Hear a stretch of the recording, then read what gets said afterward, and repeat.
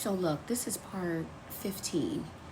And as I'm going back through all of my paperwork from 1997, right after the event, I left off pretty much talking about how some of it's blurry when I decided to go back to school. Like I went back within the month. This scar is where he cut my neck is 28 years old this year. So imagine what this looked like when it was fresh. This scar here on my forehead, 28 years old. The scars that go around my neck into my back here. That scar, can you see that there? There's a lot of them. You see that there? Those are 28 years old. So many of them have healed. The slit on my wrist, 28 years old. The one down my leg, I can't do because I have a jumpsuit on. But I was pulling back the paperwork where I tracked the timeline of events and stumbled on this note that he wrote to me. He wrote this on January 22nd, 1997. So this was right before I broke it off. If you've been keeping up with the parts, this was right before I broke it off because I realized he a little crazy. We only dated 6 weeks, but he put, "I'm starting to feel you a whole lot. I'm starting to feel you a whole lot. That's why I act the way I do sometimes." And he signed his name. I say this because sometimes as women, young and old, because this is 48-year-old Roxanne, this was 20-year-old Roxanne that received this, we think that those behaviors are cute, that we want men to be crazy about us. I still sometimes think the same thing, but some of these be signs. Big old red flags. Big old red flags. And at least 20-year-old Roxanne got the red flag. Like, this is weird. He was more into me than I was into him already. But anyway, let me get back to the timeline. So this was here. I'm going to get into when I was on the Montel Williams show and all of this. All of this. Patterson woman, charged with assaulting woman, like all of this. But like I said, it's really blurry when I decided to go back to school. I took on a larger credit load. I don't remember any of that. I don't even remember eating. I do remember moving. Again, I did not move right back on campus. I moved from East Orange, because remember I moved out, came back. I don't even remember I didn't have much furniture. I know I had like a bar set, a bedroom set. I don't remember any of where that furniture went during the month I came back home. Like, was it still stuck there? And then I moved to Union. But somehow I remember when I went back, I moved. But a lot of that is a blur. But when I go back to the timeline, remember I told y'all in the one he called me in the hospital and I thought it was my dad? Remember that? He called me in the hospital on, right here, 4/8. 4/8. And then I was released. I wonder if, because he called the hospital, my mom may not remember a lot. She blocked a lot. If, in fact, part of the reason, let me move back, part of the reason there was like, let me go, because he was still in jail, but like we talked about, it must have been like third party call-in. Somebody mentioned they might have had calling cards back then, but when you call the hospital, don't you got to give a name? And if I was there and they did a whole rape kit on me and I was with domestic violence, wouldn't they have protected my name? I don't know. But I even on 4/9, who I talked to in the Bergen County Jail to ask about the charges.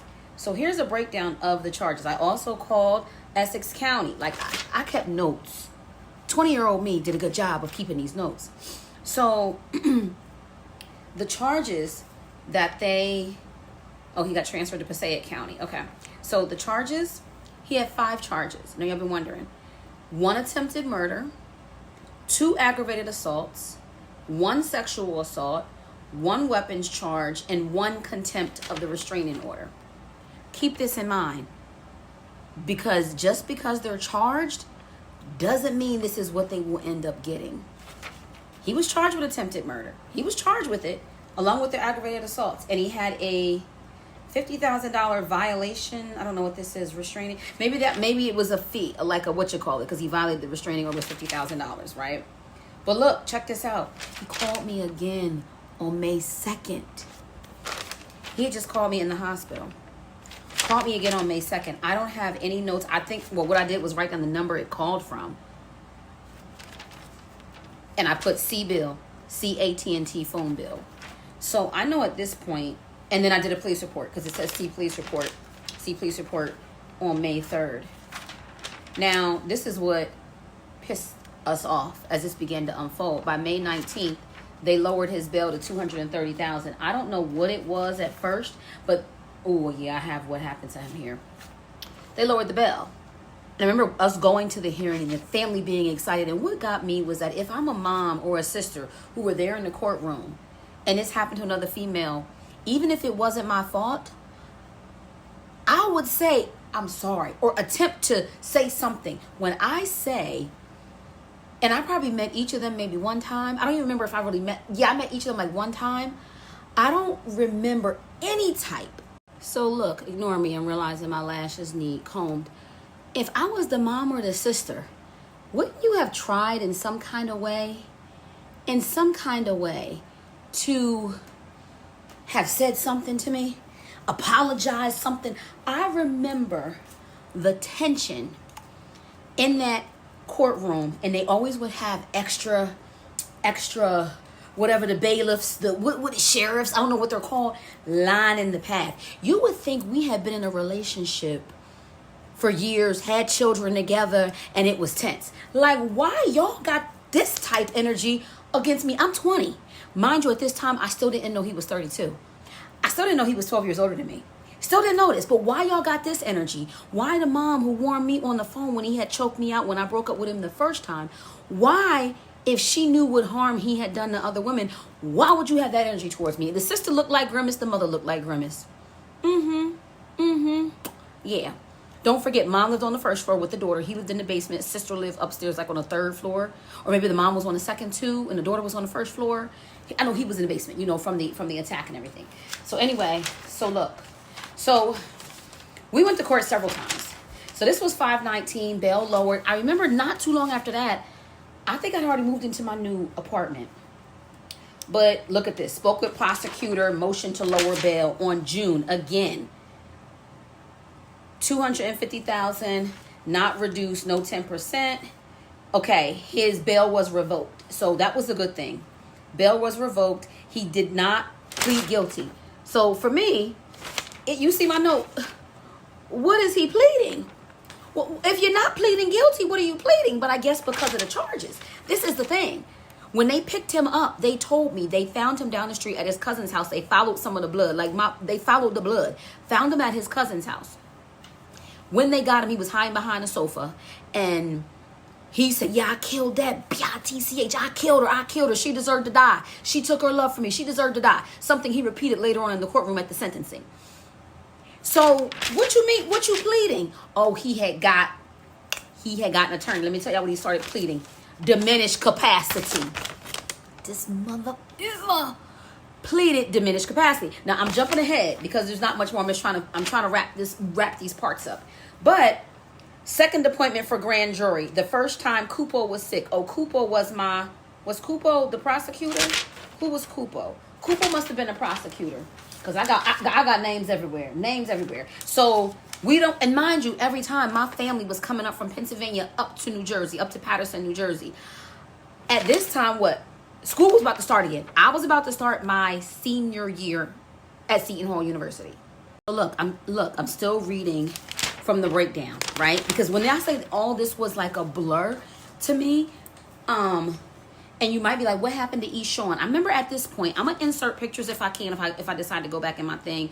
I remember being really small, the smallest I ever was. I was skinty. I don't remember eating. I don't remember much of anything. But you see this. So I went before the grand jury. It says at 11 o'clock, Detective Cupo did not show up. He was sick. It says at 11 o'clock. So it was the second time at the grand jury. So the first grand jury appointment on July 31st, he pled not guilty.